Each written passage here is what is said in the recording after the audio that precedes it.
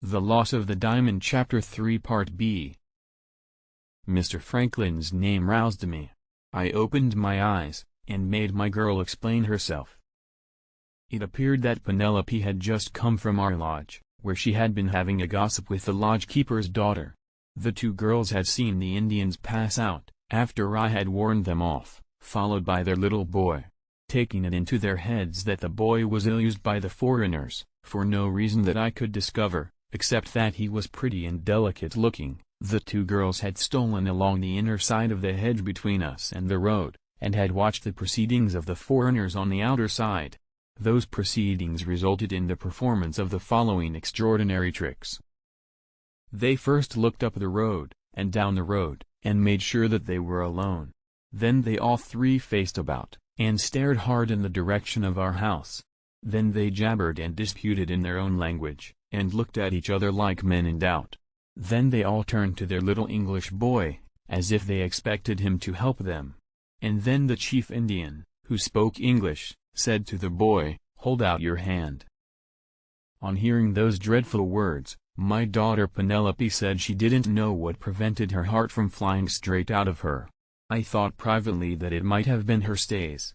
All I said, however, was, "You make my flesh creep." Nota bene, women like these little compliments.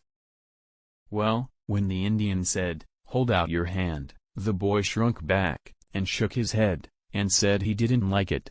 The Indian, thereupon, asked him, not at all unkindly, whether he would like to be sent back to London, and left where they had found him, sleeping in an empty basket in a market, a hungry, ragged, and forsaken little boy. This, it seems, ended the difficulty. The little chap unwillingly held out his hand. Upon that, the Indian took a bottle from his bosom, and poured out of it some black stuff, like ink, into the palm of the boy's hand. The Indian, first touching the boy's head, and making signs over it in the air, then said, "Look."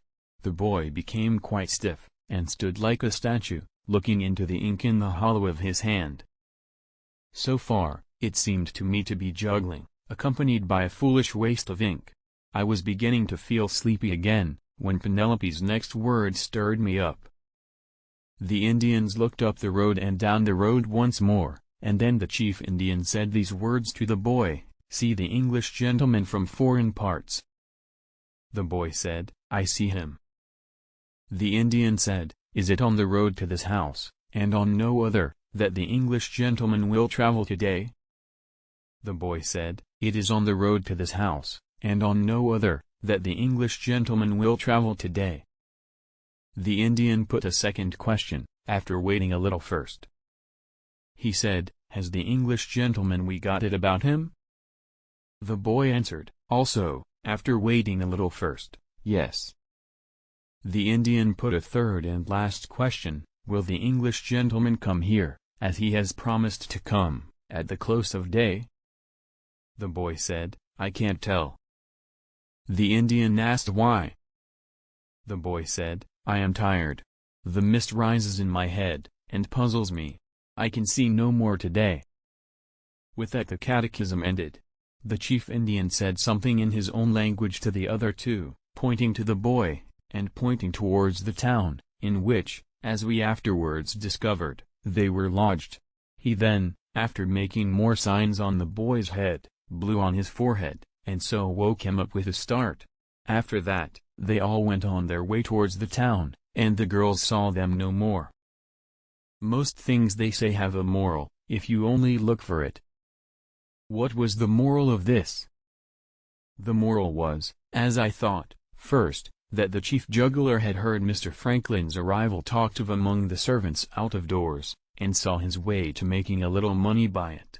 Second, that he and his men and boy, with a view to making the said money, meant to hang about till they saw my lady drive home, and then to come back, and foretell Mr. Franklin's arrival by magic. Third, that Penelope had heard them rehearsing their hocus-pocus, like actors rehearsing a play. Fourth, that I should do well to have an eye, that evening, on the plate basket. Fifth, that Penelope would do well to cool down, and leave me, her father, to doze off again in the sun. That appeared to me to be the sensible view. If you know anything of the ways of young women, you won't be surprised to hear that Penelope wouldn't take it. The moral of the thing was serious, according to my daughter. She particularly reminded me of the Indian's third question: has the English gentleman we got it about him? "Oh, father," says Penelope, clasping her hands, "don't joke about this. What does it mean?" "We'll ask Mr. Franklin, my dear," I said, "if you can wait till Mr. Franklin comes." I winked to show I meant that in joke. Penelope took it quite seriously. My girl's earnestness tickled me. "What on earth should Mr. Franklin know about it?"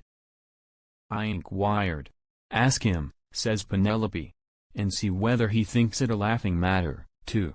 With that parting shot, my daughter left me. I settled it with myself, when she was gone, that I really would ask Mr. Franklin, mainly to set Penelope's mind at rest. What was said between us, when I did ask him, later on that same day, you will find set out fully in its proper place. But as I don't wish to raise your expectations and then disappoint them, I will take leave to warn you here, before we go any further, that you won't find the ghost of a joke in our conversation on the subject of the jugglers. To my great surprise, Mr. Franklin, like Penelope, took the thing seriously. How seriously, you will understand, when I tell you that, in his opinion, it meant the Moonstone.